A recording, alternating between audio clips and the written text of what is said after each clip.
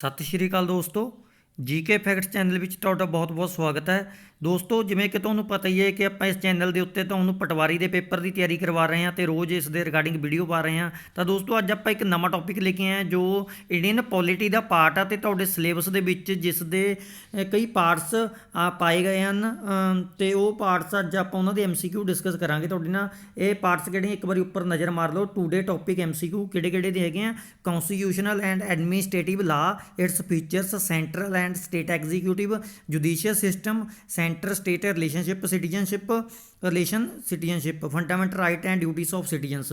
ਦੋਸਤੋ, ਇਹ ਪਾਰਟਸ ਦੇ ਵਿੱਚ ਵੀਡੀਓ ਬਣਨਗੀਆਂ। ਇਹ ਸਾਰੇ ਟੌਪਿਕ ਤੁਹਾਡੇ ਕਵਰ ਹੋਣਗੇ, ਪਾਰਟਸ ਦੇ ਵਿੱਚ ਬਣਨਗੀਆਂ। ਠੀਕ ਹੈ ਨਾ। ਅੱਜ ਆਪਾਂ 20 ਕੁਐਸਚਨਾਂ ਦੀ ਜੋ ਅੱਜ ਪਹਿਲੀ ਵੀਡੀਓ ਲੈ ਕੇ ਆਏ ਹਾਂ, ਇੱਦਾਂ ਹੀ ਆਪਾਂ ਲੈ ਕੇ ਆਉਂਦੇ ਰਹਾਂਗੇ। ਦੋਸਤੋ, ਬਹੁਤ ਹੀ ਇੰਪੋਰਟੈਂਟ ਪੇਪਰ ਦੇ ਪੁਆਇੰਟ ਆਫ ਵਿਊ ਤੋਂ ਤੁਸੀਂ ਇਹ ਸਾਰੇ ਮਤਲਬ ਕਿ ਸਾਰੀਆਂ ਇਹ ਪਾਰਟ ਦੀਆਂ ਵੀਡੀਓ ਮਤਲਬ ਕਿ ਇਹ ਸਬਜੈਕਟ ਦੀਆਂ ਇੰਡੀਅਨ ਪੋਲਿਟੀ ਦੀਆਂ ਵੀਡੀਓ ਬੜੇ ਧਿਆਨ ਨਾਲ ਸੁਣਨੀਆਂ। ਇਹਦੇ ਵਿੱਚੋਂ ਕੁਐਸਚਨ ਪੱਕੇ 4-5 ਆਉਣੇ ਆ ਤੁਹਾਡੇ ਪੇਪਰ ਦੇ ਵਿੱਚ।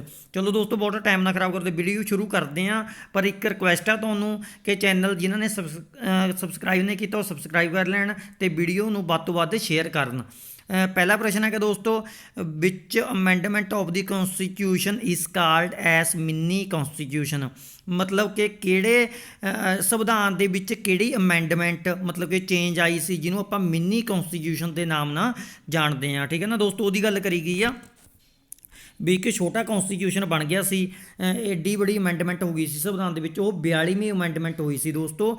ਉਹਨੂੰ ਮਿੰਨੀ ਕੌਨਸਟੀਟਿਊਸ਼ਨ ਕਿਹਾ ਜਾਂਦਾ ਹੈ। ਅੱਗੇ ਗੱਲ ਕਰਦੇ ਹਾਂ ਪ੍ਰਸ਼ਨ ਦੂਜਾ, fundamental rights guaranteed in the Indian constitution can be suspended only by. ਕਹਿੰਦੇ ਫੰਡਾਮੈਂਟਲ ਰਾਈਟ ਹੈ ਜਿਹੜੇ ਗਰੰਟਡ ਆਪਾਂ ਨੂੰ ਮਿਲੇ ਹੋਏ ਆ, ਫੰਡਾਮੈਂਟਲ ਆਪਣੇ ਅਧਿਕਾਰ, ਉਹ ਇੰਡੀਅਨ ਕੌਨਸਟੀਟਿਊਸ਼ਨ ਦੁਆਰਾ ਉਹ ਸਸਪੈਂਡ ਕਦੋਂ ਹੋ ਸਕਦੇ ਆ। ਤਾਂ ਦੋਸਤੋ, 4 ਆਪਸ਼ਨ ਤੁਹਾਡੇ ਸਾਹਮਣੇ ਆ ਤੇ ਇਸ ਦਾ ਆਨਸਰ ਹੈਗਾ ਇਹ ਪ੍ਰੋਕਲੇਮੇਸ਼ਨ ਆਫ ਨੈਸ਼ਨਲ ਐਮਰਜੈਂਸੀ। ਜਦੋਂ ਦੋਸਤੋ ਨੈਸ਼ਨਲ ਐਮਰਜੈਂਸੀ ਲੱਗ ਗਈ, ਮਤਲਬ ਆਰਟੀਕਲ 356 ਲੱਗ ਗਿਆ, ਮਤਲਬ ਕਿ ਉਹਦੇ ਅਕੋਰਡਿੰਗ ਪ੍ਰੈਜ਼ੀਡੈਂਟ ਰੂਲ ਲੱਗ ਗਿਆ। ਠੀਕ ਹੈ ਨਾ ਦੋਸਤੋ, ਉਦੋਂ ਉਸ ਟਾਈਮ ਤੁਹਾਡੇ ਸਾਰੇ ਫੰਡਾਮੈਂਟਲ ਰਾਈਟ ਜੋ ਤੁਹਾਨੂੰ ਮਿਲੇ ਹੋਏ ਹੁੰਦੇ ਆ ਉਹ ਸਾਰੇ ਅਧਿਕਾਰ ਤੁਹਾਡੇ ਸਸਪੈਂਡ ਹੋ ਜਾਂਦੇ ਆ। ਠੀਕ ਹੈ ਨਾ। ਅੱਗੇ ਗੱਲ ਕਰਦੇ ਆ ਪ੍ਰਸ਼ਨ ਤੀਜਾ, chairman of the Rajya Sabha is elected by. ਆਪਸ਼ਨਾਂ ਤੁਹਾਡੇ ਸਾਹਮਣੇ ਆ ਦੋਸਤੋ। ਰਾਜ ਸਭਾ ਦਾ ਚੇਅਰਮੈਨ ਕਿਸ ਦੁਆਰਾ ਇਲੈਕਟ ਕੀਤਾ ਜਾਂਦਾ ਹੈ। ਦੋਸਤੋ, ਇਸ ਸਵਾਲ ਦਾ ਸਹੀ ਉੱਤਰ ਹੈਗਾ ਆਲ ਮੈਂਬਰਸ ਆਫ ਪਾਰਲੀਮੈਂਟ। ਪਾਰਲੀਮੈਂਟ ਦੇ ਵਿੱਚ 2 ਹਾਊਸ ਹੁੰਦੇ, ਇੱਕ ਲੋਕ ਸਭਾ ਇੱਕ ਰਾਜ ਸਭਾ। ਦੋਸਤੋ, ਉਹਨਾਂ ਸਾਰੇ ਮੈਂਬਰਾਂ ਵੱਲੋਂ ਰਾਜ ਸਭਾ ਦਾ ਚੇਅਰਮੈਨ ਸਿਲੈਕਟ ਕੀਤਾ ਜਾਂਦਾ ਹੈ। ਅੱਗੇ ਗੱਲ ਕਰਦੇ ਹਾਂ ਦੋਸਤੋ, ਚੇਅਰਮੈਨ ਇੱਕ ਇਹਦੇ ਵਿੱਚ ਤੁਹਾਨੂੰ ਜ਼ਰੂਰੀ ਗੱਲ ਦੱਸਣੀ, ਚੇਅਰਮੈਨ ਰਾਜ ਸਭਾ ਦਾ ਕੌਣ ਹੁੰਦਾ ਹੈ, ਵਾਈਸ ਪ੍ਰੈਜ਼ੀਡੈਂਟ ਹੁੰਦਾ ਜੋ ਆਪਣਾ, ਉਹ ਰਾਜ ਸਭਾ ਦਾ ਚੇਅਰਮੈਨ ਹੁੰਦਾ ਹੈ ਤੇ ਆਲ ਮੈਂਬਰ ਆਫ ਪਾਰਲੀਮੈਂਟ ਉਹਨੂੰ ਸਿਲੈਕਟ ਕਰਦੇ ਆ। ਅੱਗੇ ਗੱਲ ਕਰਦੇ ਹਾਂ, ਵਿਚ of the following fundamental right is granted only to the citizens and not to the foreigners। ਦੋਸਤੋ, ਇਸ ਪ੍ਰਸ਼ਨ ਦੇ ਵਿੱਚ ਗੱਲ ਕੀਤੀ ਗਈ ਹੈ ਕਿ ਕਿਹੜਾ ਫੰਡਾਮੈਂਟਲ ਅਧਿਕਾਰ ਆ ਤੁਹਾਡਾ ਸਿਰਫ ਤੁਹਾਨੂੰ ਸਿਟੀਜ਼ਨਸ ਨੂੰ ਮਿਲਦਾ ਹੈ, ਇੰਡੀਅਨ ਸਿਟੀਜ਼ਨਸ ਨੂੰ ਮਿਲਦਾ ਹੈ, ਨਾ ਕਿ ਫੋਰਨਰ ਨੂੰ। ਜਿਹੜੇ ਫੋਰਨਰ ਆਉਂਦੇ ਆ ਮਤਲਬ ਉਹਨਾਂ ਦੇ ਲਈ ਨਹੀਂ ਉਹ ਫੰਡਾਮੈਂਟਲ ਅਧਿਕਾਰ ਹੁੰਦਾ। ਤਾਂ ਦੋਸਤੋ, ਉਹ ਹੈਗਾ freedom of speech and expression. ਮਤਲਬ ਕਿ ਕੁਝ ਵੀ ਦੇਸ਼ ਦੇ ਕੋਈ ਮਤਲਬ ਕਿ ਕਾਰਵਾਈ ਦੇਸ਼ ਦੇ ਵਿੱਚ ਚੱਲ ਰਹੀ ਹੈ, ਉਸ ਦੇ ਵਿੱਚ ਤੁਹਾਨੂੰ ਬੋਲਣ ਦਾ ਅਧਿਕਾਰ ਹੈ ਵੀ ਉਹ ਗਲਤ ਚੱਲ ਰਹੀ ਹੈ ਸਹੀ ਚੱਲ ਰਹੀ ਹੈ। ਆਪਣੇ ਐਕਸਪ੍ਰੈਸ਼ਨ ਦੇਣ ਦਾ, ਉਸ ਦੇ ਉੱਤੇ ਵਿਊ ਦੇਣ ਦਾ ਅਧਿਕਾਰ ਤੁਹਾਨੂੰ ਹੈ, ਨਾ ਕਿ ਕਿਸੇ ਫੋਰਨਰ ਨੂੰ। ਕੋਈ ਫੋਰਨਰ ਇਸ ਦੇ ਉੱਤੇ ਕਮੈਂਟ ਨਹੀਂ ਕਰ ਸਕਦਾ। ਅੱਗੇ ਗੱਲ ਕਰਦੇ ਹਾਂ ਦੋਸਤੋ, which of the following was described by the doctor BR Ambedkar as the heart and soul of the constitution. ਦੋਸਤੋ, ਬਹੁਤ ਹੀ ਇੰਪੋਰਟੈਂਟ ਕੁਐਸਚਨ ਆ, ਬਹੁਤ ਵਾਰੀ ਰਿਪੀਟ ਹੋ ਚੁੱਕਿਆ ਹੈ। ਤੇ ਦੋਸਤੋ, ਇਹ 4 ਆਪਸ਼ਨਾਂ ਤੁਹਾਡੇ ਸਾਹਮਣੇ ਸਵਾਲ ਦੀਆਂ ਤੇ ਮੈਂ ਤੁਹਾਨੂੰ ਇੱਕ ਵਾਰੀ ਦੱਸਦਾ ਸਵਾਲ ਕੀ ਕਹਿੰਦਾ। ਡਾਕਟਰ BR ਅੰਬੇਦਕਰ ਸਾਹਿਬ ਵੱਲੋਂ ਕਿਹਾ ਗਿਆ ਹਾਰਟ ਤੇ ਸਾਊਲ ਆਫ ਦਾ ਕੌਨਸਟੀਟਿਊਸ਼ਨ। ਕਿਹਨੂੰ ਕਿਹਾ ਗਿਆ ਉਹ ਦੋਸਤੋ ਹੈਗਾ ਰਾਈਟ ਟੂ ਕੌਨਸਟੀਟਿਊਸ਼ਨਲ ਰੈਮੇਡੀਜ਼। ਆਰਟੀਕਲ 32 ਦੇ ਤਹਿਤ ਮਤਲਬ ਕਿ ਜੋ ਆਰਟੀਕਲ 32 ਦੇ ਵਿੱਚ ਹੈ ਉਹਨੂੰ ਹਾਰਟ ਐਂਡ ਸਾਊਲ ਕਿਹਾ ਗਿਆ ਕੌਨਸਟੀਟਿਊਸ਼ਨ ਦਾ, ਮਤਲਬ ਕਿ ਰਾਈਟ ਟੂ ਕੌਨਸਟੀਟਿਊਸ਼ਨਲ ਰੈਮੇਡੀਜ਼ ਨੂੰ ਹਾਰਟ ਐਂਡ ਸਾਊਲ ਕਿਹਾ ਗਿਆ ਕੌਨਸਟੀਟਿਊਸ਼ਨ ਦਾ। ਅੱਗੇ ਗੱਲ ਕਰਦੇ ਹਾਂ ਦੋਸਤੋ, ਹੂ ਇਜ਼ ਦੀ ਫਸਟ ਲਾ officer of the government of India.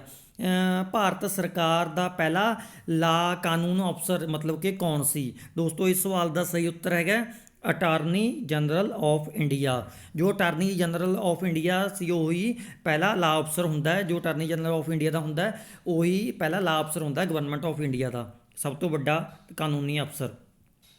ਅੱਗੇ ਗੱਲ ਕਰਦੇ ਹਾਂ ਦੋਸਤੋ, according to the constitution which of the following rights can not be taken away during emergency. ਦੋਸਤੋ ਸੰਵਿਧਾਨ ਦੇ ਅਕੋਰਡਿੰਗ ਮਤਲਬ ਕਿ ਕਿਹੜਾ ਰਾਈਟ ਤੁਹਾਡੇ ਉੱਤੋਂ ਐਮਰਜੈਂਸੀ ਦੇ ਦੌਰਾਨ ਤੁਹਾਡੇ ਤੋਂ ਖੋਇਆ ਨਹੀਂ ਜਾ ਸਕਦਾ।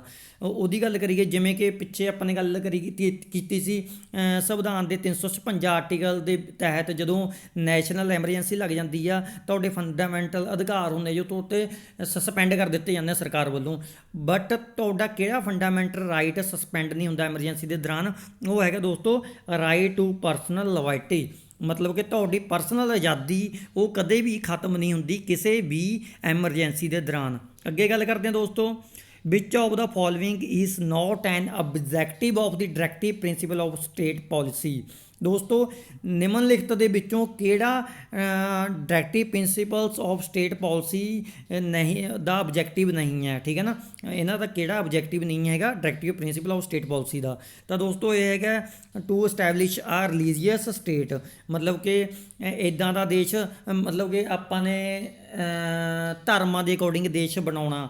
ਇਹ ਕੋਈ ਇਹ directive principle of state policy the objective ਨਹੀਂ ਹੈਗਾ, ਠੀਕ ਹੈ ਨਾ। ਬਾਕੀ ਸਾਰੇ ਜੋ 3 ਹੈਗੇ ਆ ਉਹ ਆਬਜੈਕਟਿਵ ਆ directive principle of state policy ਦੇ, ਬਟ ਇਕੱਲਾ ਹੀ ਨਹੀਂ ਹੈਗਾ, ਠੀਕ ਹੈ ਨਾ। ਅੱਗੇ ਗੱਲ ਕਰਦੇ ਹਾਂ, any political party in India can be recognised as national party if it has state party status in how many states. Question ਕੀ ਕਹਿੰਦਾ ਦੋਸਤੋ? ਕੁਐਸਚਨ ਇਹ ਕਹਿ ਰਿਹਾ ਕਿ ਕੋਈ ਵੀ ਪਾਰਟੀ ਉਦੋਂ ਤੱਕ ਰਾਸ਼ਟਰ ਪਾਰਟੀ ਨਹੀਂ ਮੰਨੀ ਜਾਂਦੀ ਜਦੋਂ ਤੱਕ ਉਹ ਕਿੰਨੀਆਂ ਸਟੇਟਾਂ ਦੇ ਵਿੱਚ ਪਹਿਲਾਂ ਆਪਣਾ ਸਟੇਟਸ ਨਹੀਂ ਬਣਾਉਂਦੀ। ਤਾਂ ਦੋਸਤੋ ਰਾਸ਼ਟਰ ਪਾਰਟੀ ਬਣਨ ਲਈ ਘੱਟੋ ਘੱਟ 4 ਸਟੇਟਸ ਦੇ ਵਿੱਚ ਉਹਨੂੰ ਆਪਣਾ ਸਟੇਟਸ ਦਿਖਾਉਣਾ ਪਵੇਗਾ, 4 ਸਟੇਟਸ ਦੇ ਵਿੱਚ ਖੜਾ ਹੋਣਾ ਪਵੇਗਾ, 4 ਸਟੇਟਸ ਦੇ ਵਿੱਚ ਮੇਰੇ ਖਿਆਲ 'ਚ ਜਿੱਤਣਾ ਪਵੇਗਾ। ਉਦੋਂ ਹੀ ਉਹ ਨੈਸ਼ਨਲ ਪਾਰਟੀ ਕਹਿਲਾਏਗੀ, ਠੀਕ ਹੈ ਨਾ।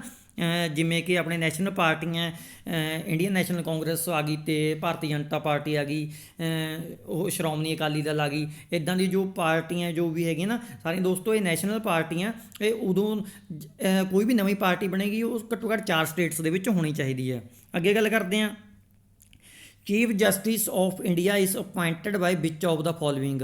ਤਾਂ ਚੀਫ ਜਸਟਿਸ ਆਫ ਇੰਡੀਆ ਜਿਹੜਾ ਦੋਸਤੋ ਕਿਸ ਦੁਆਰਾ ਅਪੁਆਇੰਟ ਕੀਤਾ ਜਾਂਦਾ ਹੈ? ਨਿਮਨਲਿਖਤ ਵਿੱਚੋਂ ਕਿਸ ਦੁਆਰਾ ਅਪੁਆਇੰਟ ਕੀਤਾ ਜਾਂਦਾ ਹੈ? ਇਹ ਪ੍ਰਸ਼ਨ ਇਹ ਪੁੱਛ ਰਿਹਾ। ਤਾਂ ਦੋਸਤੋ ਪ੍ਰੈਜ਼ੀਡੈਂਟ ਦੁਆਰਾ।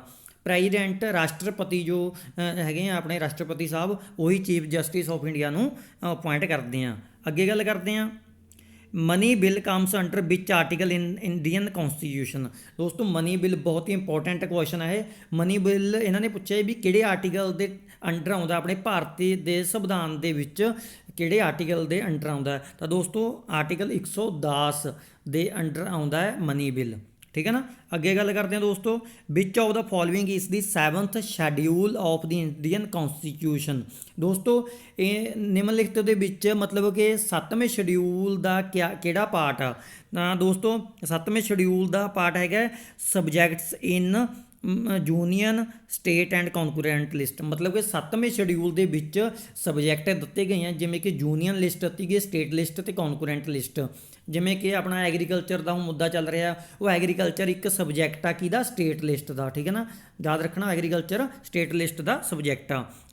ਅੱਗੇ ਗੱਲ ਕਰਦੇ ਹਾਂ, ਬਟ ਇਸ 0 are in the working of Indian parliament. ਦੋਸਤੋ 0 ਆਰ ਇਹ ਵੀ ਬਹੁਤ ਇੰਪੋਰਟੈਂਟ ਕੁਐਸਚਨ, ਕਈ ਵਾਰੀ ਪੁੱਛਿਆ ਜਾ ਚੁੱਕਿਆ ਹੁਣ ਤੱਕ ਪੇਪਰਾਂ ਦੇ ਵਿੱਚ। ਇੰਡੀਅਨ ਪਾਰਲੀਮੈਂਟ ਦੇ ਵਿੱਚ ਇੱਕ 0 ਆਰ ਟਰਮ ਆ, ਤਾਂ ਉਹ ਕਿਹੜੀ ਉਹਦਾ ਮਤਲਬ ਕੀ ਆ? ਤਾਂ ਆਪਾਂ ਉਹਦੇ ਬਾਰੇ ਗੱਲ ਕਰਨੀ ਆ। 4 ਆਪਸ਼ਨ ਤੁਹਾਡੇ ਸਾਹਮਣੇ ਆ। ਅਤੇ ਦੋਸਤੋ ਇਹਦਾ ਮਤਲਬ ਹੈਗਾ interval between the end of the question hour and taking up of next agenda. ਮਤਲਬ ਕਿ ਜਦੋਂ ਤੁਹਾਡਾ ਕੁਐਸਚਨ ਆਰ ਪਾਰਲੀਮੈਂਟ ਦੇ ਵਿੱਚ ਖਤਮ ਹੋ ਗਿਆ, ਸਭ ਤੋਂ ਪਹਿਲਾਂ ਕੁਐਸਚਨ ਆਰ ਹੁੰਦਾ, ਜਦੋਂ ਉਹ ਖਤਮ ਹੋ ਗਿਆ ਉਸ ਤੋਂ ਬਾਅਦ 0 ਆਰ ਹੁੰਦਾ ਅਤੇ ਅਗਲਾ ਮਤਲਬ ਕਿ ਅਗਲਾ ਸਟੈਪ ਹੋਣ ਤੋਂ ਪਹਿਲਾਂ ਅਤੇ ਕੁਐਸਚਨ ਆਰ ਖਤਮ ਹੋਣ ਤੋਂ ਬਾਅਦ ਦਾ ਜਿਹੜਾ ਪੀਰੀਅਡ ਹੁੰਦਾ ਉਹਨੂੰ ਆਪਾਂ 0 ਆਰ ਕਹਿੰਦੇ ਹਾਂ, ਯਾਦ ਰੱਖਣਾ ਦੋਸਤੋ। ਅੱਗੇ ਗੱਲ ਕਰਦੇ ਹਾਂ, ਇਹ member of the UPSC commission hold office for a term of. ਮਤਲਬ ਕਹਿੰਦੇ UPSC ਕਮਿਸ਼ਨ ਦਾ ਮੈਂਬਰ ਕਿੰਨੇ ਸਾਲਾਂ ਲਈ ਮਤਲਬ ਕਿ ਉਹ ਆਪਣੇ ਉਹ ਮਤਲਬ ਕਿ ਪੋਸਟ ਦੇ ਉੱਤੇ ਰਹਿੰਦਾ ਹੈ, ਇਹ ਪੁੱਛਿਆ ਗਿਆ। ਤਾਂ ਦੋਸਤੋ ਇਹ ਘੱਟੋ ਘੱਟ 6 ਸਾਲ ਮਤਲਬ ਕਿ ਰਹਿ ਸਕਦਾ ਆਪਣੀ ਪੋਸਟ ਦੇ ਉੱਤੇ ਬਰਕਰਾਰ, ਅਤੇ 6 ਸਾਲ ਅਤੇ 65 ਸਾਲ ਦੀ ਉਮਰ ਤੱਕ। ਮਤਲਬ ਕਿ ਜੇ ਉਹ 61 ਸਾਲ ਦਾ ਅਤੇ ਉਹਨੂੰ ਹਜੇ ਮਤਲਬ ਕਿ ਉਹਦੇ ਪਏ ਹੈ ਪੀਰੀਅਡ, ਉਹ 65 ਸਾਲ ਤੱਕ ਜੋਬ ਕਰ ਸਕਦਾ ਹੈ, ਮਤਲਬ UPSC ਦਾ ਮੈਂਬਰ ਸੌਰੀ UPSC ਦਾ ਮੈਂਬਰ ਰਹਿ ਸਕਦਾ ਹੈ ਤੇ 6 ਸਾਲ ਤੋਂ ਵੱਧ ਨਹੀਂ ਰਹਿ ਸਕਦਾ। ਅੱਗੇ ਗੱਲ ਕਰਦੇ ਹਾਂ, which one of the following committee recommended the inclusion of fundamental duties in the Indian Constitution। ਦੋਸਤੋ 4 ਕਮੇਟੀਆਂ ਦਿੱਤੀਆਂ ਗਈਆਂ, ਇਹਦੇ ਵਿੱਚ ਪੁੱਛਿਆ ਗਿਆ ਹੈ ਕਿ ਇਹਨਾਂ 'ਚੋਂ ਕਿਹੜੀ ਕਮੇਟੀ ਆ ਉਹ ਫੰਡਾਮੈਂਟਲ ਡਿਊਟੀਜ਼ ਨੂੰ ਰਿਕਮੈਂਡਡ ਕਰਦੀ ਆ ਵੀ ਇਨਕਲੂਡ ਕਰਨ ਲਈ, ਜਿਹਨੇ ਰਿਕਮੈਂਡ ਕੀਤੀਆਂ ਸੀ ਵੀ ਫੰਡਾਮੈਂਟਲ ਡਿਊਟੀਜ਼ ਭਾਰਤੀ ਸੰਵਿਧਾਨ ਦੇ ਵਿੱਚ ਇਨਕਲੂਡ ਹੋਣੀਆਂ ਚਾਹੀਦੀਆਂ। ਤਾਂ ਦੋਸਤੋ ਉਹ ਹੈਗੀ ਸੀ ਸਵਰਨ ਸਿੰਘ ਕਮੇਟੀ। ਬਹੁਤ ਹੀ ਇੰਪੋਰਟੈਂਟ ਕੁਐਸਚਨ ਹੈ ਦੋਸਤੋ। ਫੰਡਾਮੈਂਟਲ ਡਿਊਟੀਜ਼ ਬਾਰੇ ਤੁਹਾਡੇ ਇਹਦੇ ਵਿੱਚ ਫੰਡਾਮੈਂਟਲ ਆਰਟੀਕਲਸ ਬਾਰੇ ਮੈਂਸ਼ਨ ਕੀਤਾ ਗਿਆ ਸਿਲੇਬਸ ਦੇ ਵਿੱਚ। ਇੱਦਾਂ ਦੇ ਕੁਐਸਚਨ ਤੁਸੀਂ ਯਾਦ ਕਰਨੇ ਚੰਗੀ ਤਰ੍ਹਾਂ, ਠੀਕ ਹੈ ਨਾ। ਸਵਰਨ ਸਿੰਘ ਕਮੇਟੀ ਦੁਆਰਾ ਇਨਕਲੂਡ ਕੀਤਾ ਗਿਆ ਸੀ ਔਰ ਰਿਕਮੈਂਡ ਕੀਤਾ ਗਿਆ ਸੀ ਵੀ ਇਨਕਲੂਡ ਕਰੋ ਫੰਡਾਮੈਂਟਲ ਡਿਊਟੀਜ਼ ਨੂੰ ਭਾਰਤੀ ਸੰਵਿਧਾਨ ਦੇ ਵਿੱਚ, ਠੀਕ ਹੈ ਨਾ। ਅੱਗੇ ਗੱਲ ਆ ਗਈ ਦੋਸਤੋ, the impeachment of the Indian president is a. ਦੋਸਤੋ ਮਤਲਬ ਕਿ ਜੋ ਆਪਣੇ ਰਾਸ਼ਟਰਪਤੀ ਸਾਹਿਬ ਜਦੋਂ ਉਹਨਾਂ ਨੂੰ ਕਿਸੇ ਕਾਰਨ ਕਰਕੇ ਮਤਲਬ ਕਿ ਉਹਨਾਂ ਦੀ ਪੋਸਟ ਤੋਂ ਹਟਾ ਦਿੱਤਾ ਜਾਂਦਾ ਹੈ, ਠੀਕ ਹੈ ਨਾ, ਪ੍ਰੈਜ਼ੀਡੈਂਟ ਪੋਸਟ ਤੋਂ, ਤਾਂ ਉਹਨੂੰ ਕਿਆ ਕਹਿੰਦੇ ਆ? ਉਹਨੂੰ ਦੋਸਤੋ ਕਹਿੰਦੇ ਆ ਕਾਸ਼ੀ ਜੁਡੀਸ਼ੀਅਲ ਪ੍ਰੋਸੀਜਰ, ਠੀਕ ਹੈ ਨਾ, ਯਾਦ ਰੱਖਣਾ। ਅੱਗੇ ਗੱਲ ਕਰਦੇ ਹਾਂ ਦੋਸਤੋ, ਹੂ ਕੈਨ ਰਿਮੂਵ ਆ ਜੱਜ ਆਫ ਹਾਈ ਕੋਰਟ। ਕਹਿੰਦੇ ਕਿਸ ਕੋ ਮਤਲਬ ਕਿਹਦੇ ਕੋ ਪਾਵਰ ਹੁੰਦੀ ਆ ਜੱਜ ਹਾਈ ਕੋਰਟ ਦੇ ਜੱਜ ਨੂੰ ਰਿਮੂਵ ਕਰਨੇ ਦੀ, ਮਤਲਬ ਕੌਣ ਕਰ ਸਕਦਾ? ਤਾਂ ਦੋਸਤੋ ਪ੍ਰੈਜ਼ੀਡੈਂਟ ਰਾਸ਼ਟਰਪਤੀ ਸਾਹਿਬ ਕਰ ਸਕਦੇ ਆ on the resolution of parliament passed by special majority. ਜਦੋਂ ਪਾਰਲੀਮੈਂਟ ਦੇ ਵਿੱਚ ਮਤਲਬ ਕਿ 2 ਹਾਊਸਿਸ ਵੱਲੋਂ ਸਪੈਸ਼ਲ ਮੈਜੋਰਟੀ ਦੇ ਮੁਤਾਬਕ ਇੱਕ ਰੈਜ਼ੋਲੂਸ਼ਨ ਪਾਸ ਹੋ ਗਈ, ਸਹੁੰ ਪਾਸ ਹੋ ਗਈ, ਉਸ ਤੋਂ ਬਾਅਦ ਉਹ ਪ੍ਰੈਜ਼ੀਡੈਂਟ ਸਾਹਿਬ ਨੂੰ ਭੇਜ ਦਿੱਤੀ ਜਾਂਦੀ ਹੈ ਅਤੇ ਪ੍ਰੈਜ਼ੀਡੈਂਟ ਸਾਹਿਬ ਜੇ ਉੱਪਰ ਆਪਣੀ ਅਸੈਂਟ ਦੇ ਦਿੰਦੇ ਆ ਤਾਂ ਉਦੋਂ ਉਹਦੇ ਨਾਲ ਹਾਈ ਕੋਰਟ ਦਾ ਜੱਜ ਰਿਮੂਵ ਹੋ ਸਕਦਾ। ਮਤਲਬ ਕਿ ਜੇ ਕਿਸੇ ਜੱਜ ਦੇ ਅਗੇਂਸਟ ਰੈਜ਼ੋਲੂਸ਼ਨ ਪਾਰਲੀਮੈਂਟ 'ਚ ਪਾਸ ਹੁੰਦੀ ਹੈ ਅਤੇ ਪ੍ਰੈਜ਼ੀਡੈਂਟ ਸਾਹਿਬ ਆਪਣੀ ਅਸੈਂਟ ਦੇ ਦਿੰਦੇ, ਮਤਲਬ ਕਿ ਸਹਿਮਤੀ ਜਤਾ ਦਿੰਦੇ ਆ। ਅੱਗੇ ਗੱਲ ਕਰਦੇ ਹਾਂ ਦੋਸਤੋ, attorney general of India is removed by. Attorney general ਕਿਵੇਂ ਰਿਮੂਵ ਹੁੰਦਾ ਹੈ, ਠੀਕ ਹੈ ਨਾ। ਤਾਂ ਉਹ ਵੀ ਦੋਸਤੋ ਅਟਾਰਨੀ ਜਨਰਲ ਪਹਿਲਾਂ ਤਾਂ ਸੁਪਰੀਮ ਕੋਰਟ ਦੀ ਰਿਕਮੈਂਡੇਸ਼ਨ ਹੁੰਦੀ ਆ, ਸੁਪਰੀਮ ਕੋਰਟ ਰਿਕਮੈਂਡ ਕਰਦਾ ਹੈ, ਫਿਰ ਉਹ ਤੋਂ ਬਾਅਦ ਉਹ ਪ੍ਰੈਜ਼ੀਡੈਂਟ ਸਾਹਿਬ ਕੋਲ ਜਾਂਦੀ ਹੈ ਅਤੇ ਪ੍ਰੈਜ਼ੀਡੈਂਟ ਸਾਹਿਬ ਉਹਨਾਂ ਨੂੰ ਅਪਰੂਵ ਦਿੰਦੇ ਆ, ਤਾਂ ਅਟਾਰਨੀ ਜਨਰਲ ਆਫ ਇੰਡੀਆ ਆਪਣੇ ਆਫਿਸ ਤੋਂ ਰਿਮੂਵ ਹੁੰਦਾ ਹੈ, ਠੀਕ ਹੈ ਨਾ। ਅੱਗੇ ਗੱਲ ਕਰਦੇ ਹਾਂ, ਹੂ ਟਰਮ ਦੀ ਇੰਡੀਅਨ ਕੌਂਸਟੀਟਿਊਸ਼ਨ ਐਜ਼ ਕੁਆਜ਼ੀ ਫੈਡਰਲ। ਦੋਸਤੋ ਮਤਲਬ ਕਹਿਣ ਦਾ ਮਤਲਬ ਹੈ ਕਿ ਕਿਸ ਨੇ ਭਾਰਤੀ ਸੰਵਿਧਾਨ ਨੂੰ ਕਾਜ਼ੀ ਫੈਡਰਲ ਡਿਕਲੇਅਰ ਕੀਤਾ ਸੀ? ਤਾਂ ਦੋਸਤੋ ਉਹ ਹੈਗਾ KC ਵੇਅਰ, ਠੀਕ ਹੈ ਨਾ, ਯਾਦ ਰੱਖਣਾ। ਅੱਗੇ ਗੱਲ ਕਰਦੇ ਹਾਂ ਦੋਸਤੋ, which of the following words appear first in preamble to the constitution. ਕਹਿੰਦੇ ਨਿਮਨਲਿਖਤ ਦੇ ਵਿੱਚੋਂ ਕਿਹੜੇ ਮਤਲਬ ਕਿ ਸ਼ਬਦ ਆ ਜਿਹੜੇ ਪ੍ਰੈਂਬਲ ਦੇ ਵਿੱਚ ਸਭ ਤੋਂ ਪਹਿਲਾਂ ਅਪੀਅਰ ਹੋ ਰਹੇ ਆ, ਮਤਲਬ ਕਿ ਸਭ ਤੋਂ ਪਹਿਲਾਂ ਹੈ ਪ੍ਰੈਂਬਲ ਦੇ ਵਿੱਚ। ਜਦੋਂ ਆਪਾਂ ਪ੍ਰੈਂਬਲ ਪੜ੍ਹਦੇ ਹਾਂ ਸਭ ਤੋਂ ਪਹਿਲਾਂ ਆਉਂਦਾ ਹੈ, ਨੀਚੇ ਲਿਖੇ ਦਿੱਤੇ ਜੋ ਕਿਹੜਾ ਵਰਡ ਸਭ ਤੋਂ ਪਹਿਲਾਂ ਆਉਂਦਾ ਹੈ। ਤਾਂ ਦੋਸਤੋ ਹੈਗਾ ਉਹ ਜਸਟਿਸ ਪ੍ਰੈਂਬਲ ਦੇ ਵਿੱਚ ਜਦੋਂ ਆਪਾਂ ਪ੍ਰੈਂਬਲ ਪੜ੍ਹਨ ਲੱਗਦੇ ਹਾਂ ਸਭ ਤੋਂ ਪਹਿਲਾਂ ਵਰਡ ਆਉਂਦਾ ਹੈ ਵਿੱਚ ਜਸਟਿਸ, ਠੀਕ ਹੈ ਨਾ, ਨਿਮਨਲਿਖਤ 4 ਵਰਡਸ ਦੇ ਵਿੱਚੋਂ, ਠੀਕ ਆ।